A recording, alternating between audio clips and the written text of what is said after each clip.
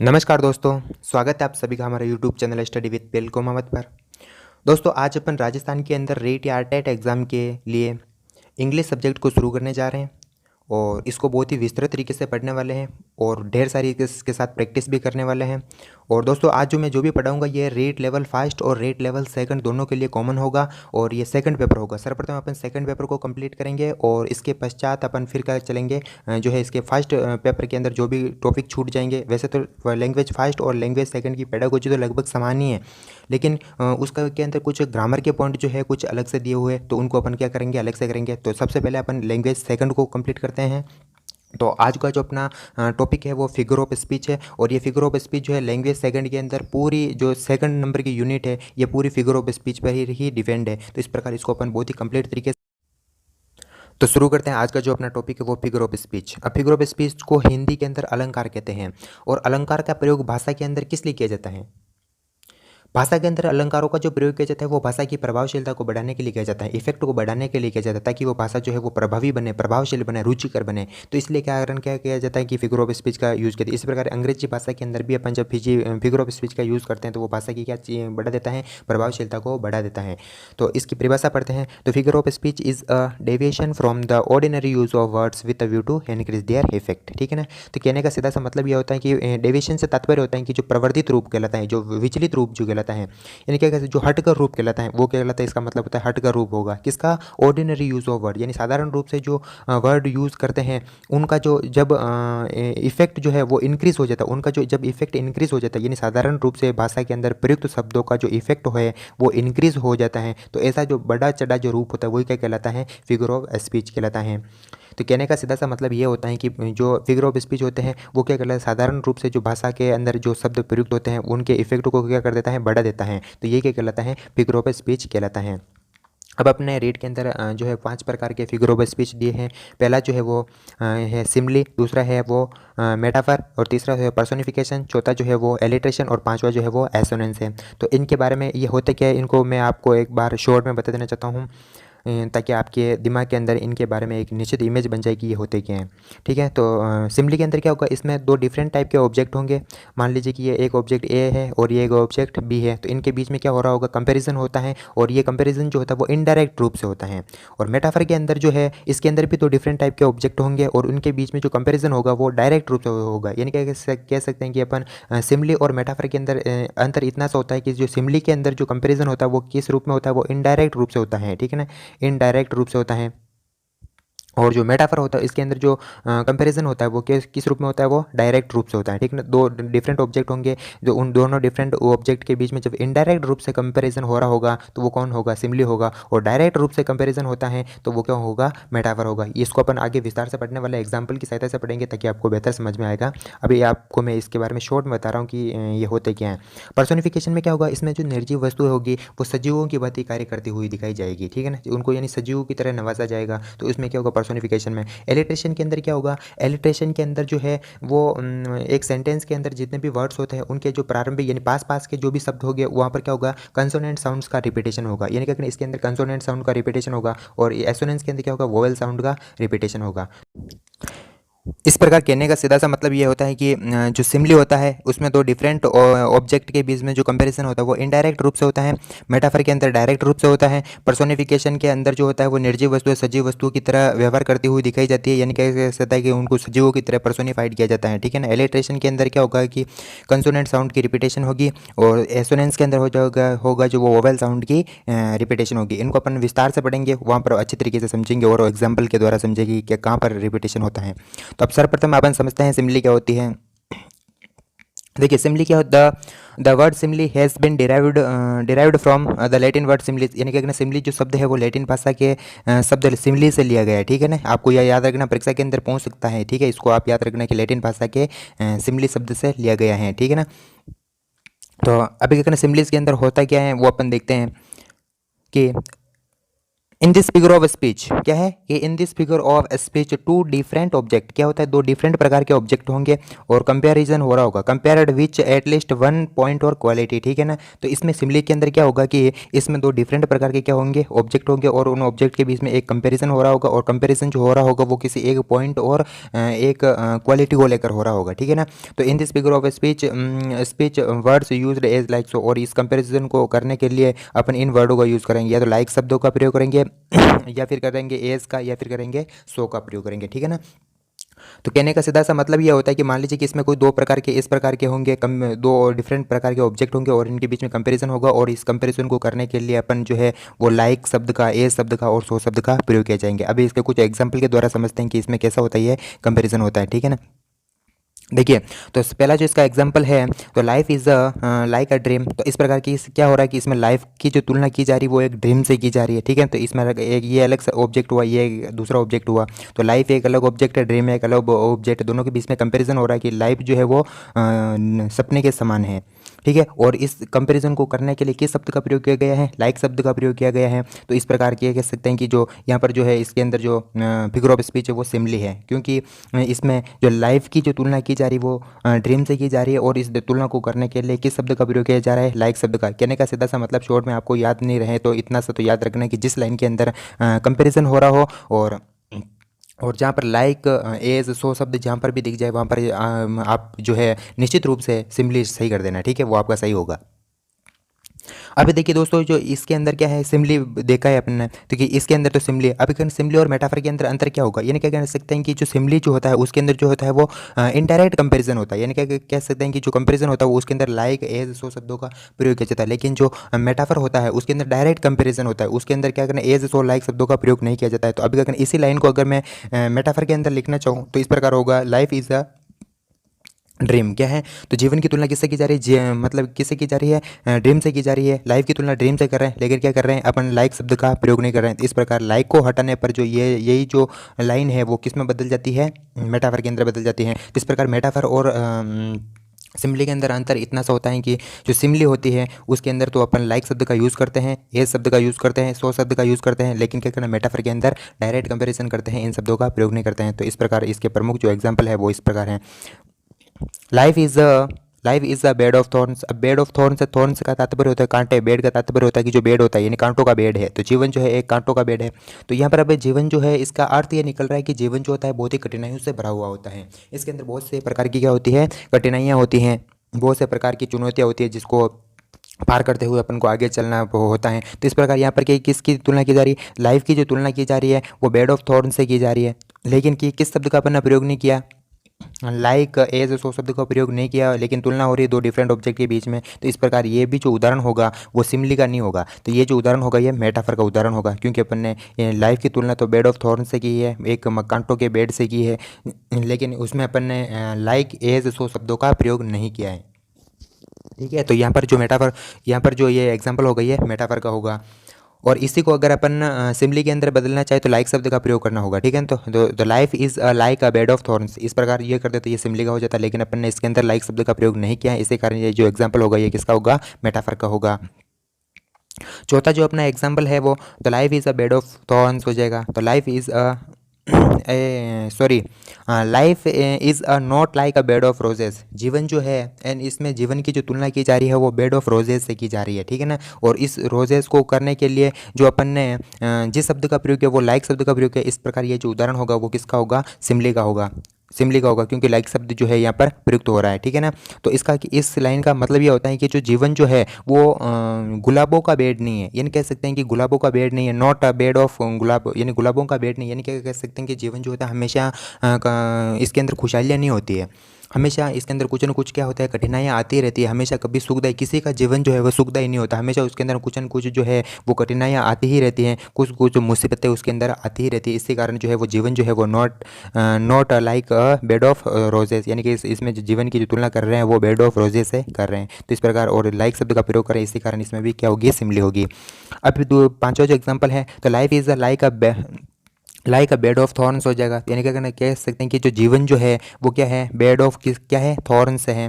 तो थॉर्न्स इसका मतलब क्या है, जीवन जो है वो कांटे के समान है। तो इस प्रकार कांटों के बेड के समान है। और इस प्रकार इसमें जो इस लाइन के अंदर जो जीवन की जो तुलना की गई वो बेड ऑफ थॉर्न से की गई और इस किस शब्द का प्रयोग किया गया है, लाइक शब्द का प्रयोग किया है। तो इसमें भी क्या है, सिमली होगी। ठीक है ना, तो क्या होगी, सिमली का एग्जाम्पल होगा ये भी। मैंने इसको कंपैरिजन टाइप से पढ़ाया ताकि आपको सिमली और मेटाफर के अंदर फ़र्क पता चले कि यहाँ पर जो मैंने है ये एग्जांपल लिया, तो ये तो लिया है सिमली का लिया है और ये मेटाफर का लिया, ताकि आपको स्पष्ट अंतर का पता चल जाए कि सिमली और मेटाफर के अंदर एग्जैक्ट डिफरेंस क्या है। तो इस प्रकार सिमली के अंदर तो अपन लाइक शब्द का प्रयोग करते हैं लेकिन मेटाफर के अंदर नहीं करते हैं। यानी क्या कह सकते हैं, जो सिमली के अंदर जो है दो डिफरेंट टाइप के ऑब्जेक्ट होते हैं उसके अंदर जो है इनडायरेक्ट रूप से क्या होगा, कंपेरिजन होगा, क्योंकि इसके अंदर लाइक शब्द का ऐसा शब्दों का प्रयोग करते हैं। लेकिन क्या कर सकते हैं, जो मेटाफर होता है उनके अंदर डायरेक्ट कंपैरिजन होता है। तो अपन क्या कर सकते हैं कि उसमें जो है वो लाइक शब्द का, सो शब्द का, ए शब्द का प्रयोग नहीं करते हैं। यानी इस प्रकार जो होता है वो मेटाफर और जो सिमली है उसके अंदर भी इसमें ये जो एक डिफरेंस होता है।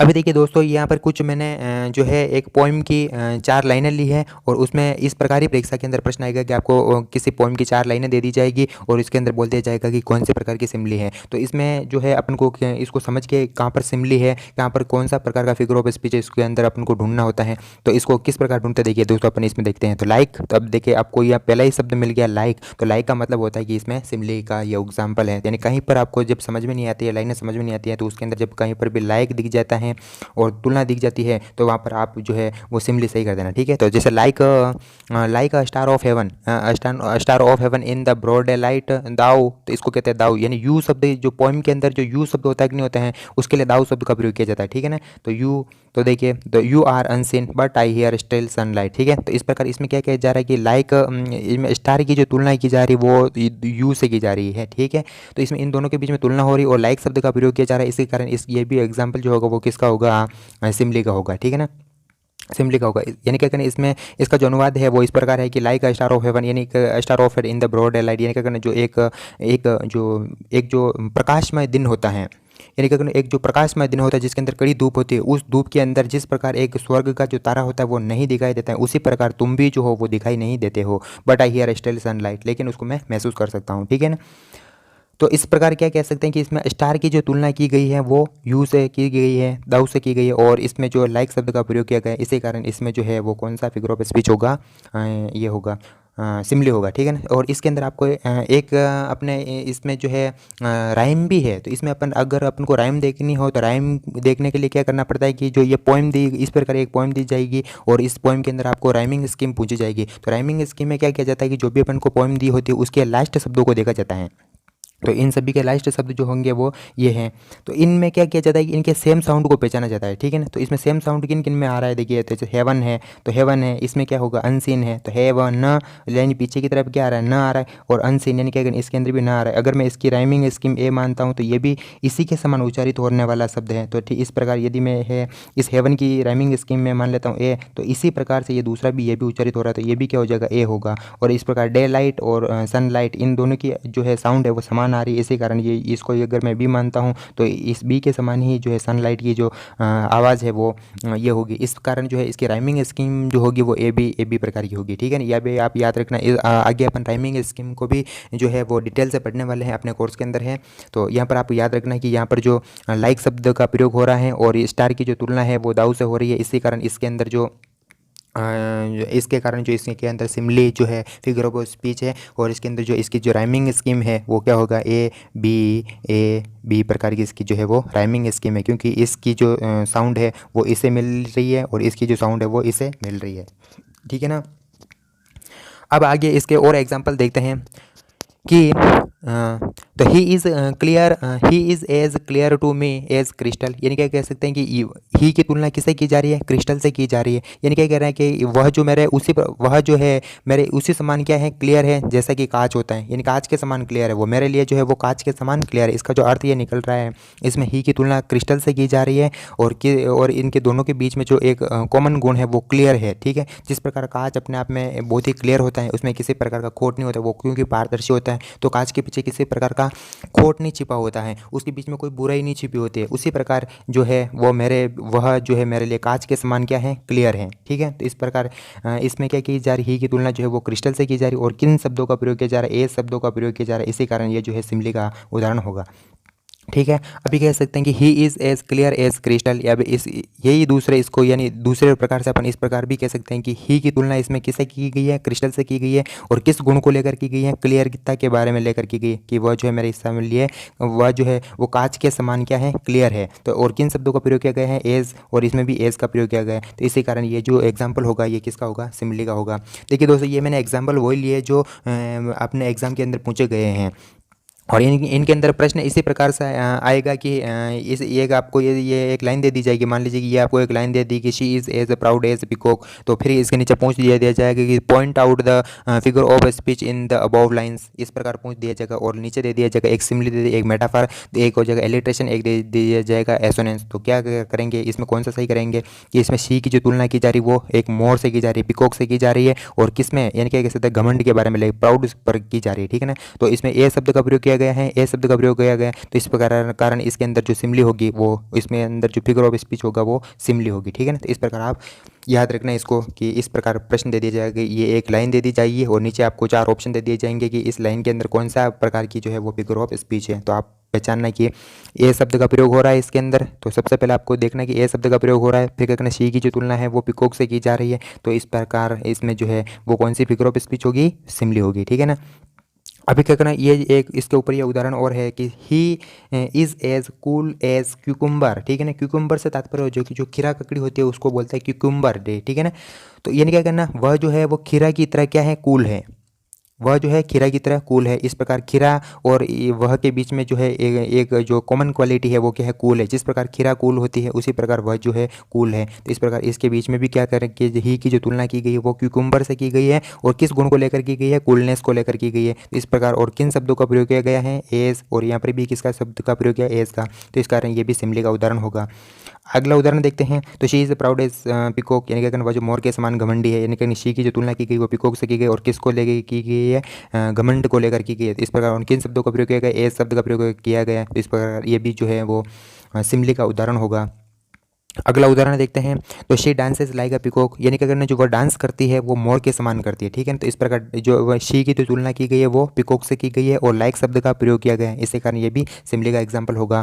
अभी देखिए इसमें सिमली के बारे में आप याद रखना है कि simile is the indirect comparison between two different object. ठीक है ना, तो यानी कैसा कंपेरिजन होता है, इनडायरेक्ट कंपेरिजन होता है। ठीक है ना, क्योंकि अपने लाइक शब्दों का प्रयोग किया गया, जबकि मेटाफर के अंदर जो होता है ये इसका उल्टा होता है। ठीक है, मेटाफर जो होता है वो डायरेक्ट कंपेरिजन होता है, यानी क्या कह सकते हैं कि उसके अंदर एज, सो और लाइक शब्दों का प्रयोग नहीं होता है।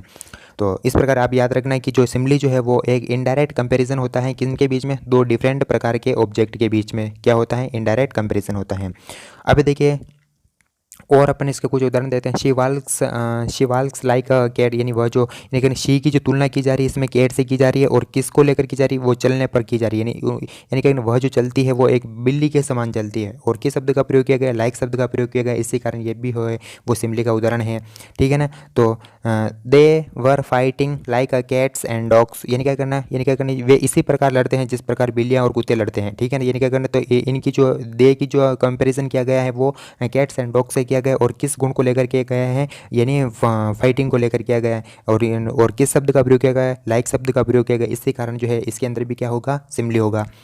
ठीक है ना, तो और अब your ideas as old as hills the hills हो जाएगा। तो यानी कि कहने का मतलब क्या है, योर आइडिया, यानी इसमें तुम्हारे जो विचार है, तुम्हारे जो आइडिया हैं वो उतने ही ओल्ड है जितने की ये पहाड़ियाँ, यानी क्या करना, तुम्हारे जो विचार है बहुत ही पुराने हैं। कहने का मतलब यहाँ पर अर्थ ये निकल रहा है कि जो तुम्हारे जो विचार है वो बहुत ही, जिस प्रकार पहाड़ियाँ जो होती है वो बहुत ही पुरानी होती हैं, बहुत ही युगों युगों से होती है। इसी कारण जो तुम्हारे जो विचार है वो भी क्या होते हैं, बहुत ही पुराने, यानी क्या कहना, पिछली पीढ़ियों के हैं। ठीक है, तो इस प्रकार यहाँ पर your ideas are as old as the hills, यानी पहाड़ियों के समान जो है वो तुम्हारे विचार हैं। यानी इस प्रकार तुम्हारे विचारों की जो तुलना की जा रही है यहाँ पर किससे की जा रही है, पहाड़ियों से की जा रही है।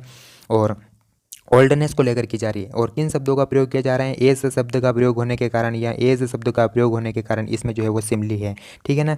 अब देखिए दूसरा जो है ये पोइट्री से ली गई दो लाइनें हैं, दो एक पोएम है उससे ली गई ये दो मैंने लाइनें ली है। तो my heart is a like a singing bird, bird whose nest is in a water shoot, यानी क्या कहना है इसमें, क्या किया जाए, इसमें जो मेरा जो हृदय है, मेरे जो हृदय की तुलना किससे की गई, एक सिंगिंग बर्ड से की गई, यानी गाते हुए पक्षी के समान है। मेरा जो हृदय है वो एक गाते हुए पक्षी के समान है।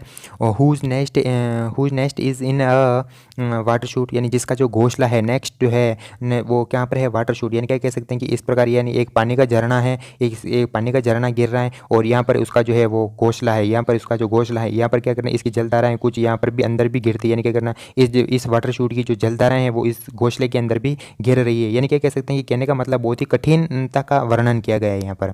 तो my heart is a like a singing bird, मेरा जो हृदय, इसमें हृदय की जो तुलना की जा रही है वो एक सिंगिंग बर्ड से की जा रही है और लाइक शब्द का प्रयोग किया जा रहा है, इसी कारण यह इसमें जो है वो सिमली का उदाहरण है ये भी, ठीक है ना। अभी देखिए दूसरा जो है माई heart is like an apple tree, तो मेरा जो हृदय है वो एप्पल ट्री के समान है। तो इस प्रकार हार्ट की तुलना किससे की गई, एप्पल ट्री, और लाइक शब्द का प्रयोग है, इस कारण ये भी सिमली का उदाहरण होगा। फिर क्या करना, यानी ये जो है ये ऊपर वाली लाइन ही यहाँ पर पेस्ट हो गई है, ठीक है। सम कॉमन सिमलीज, अब देखिए परीक्षा के अंदर जो है कुछ सिमलीज ऐसी होती है जो बार बार पूछी जाती है, ये कुछ सम कॉमन सिमलीज को मैंने यहाँ पर कुछ इंक्लूड किया है।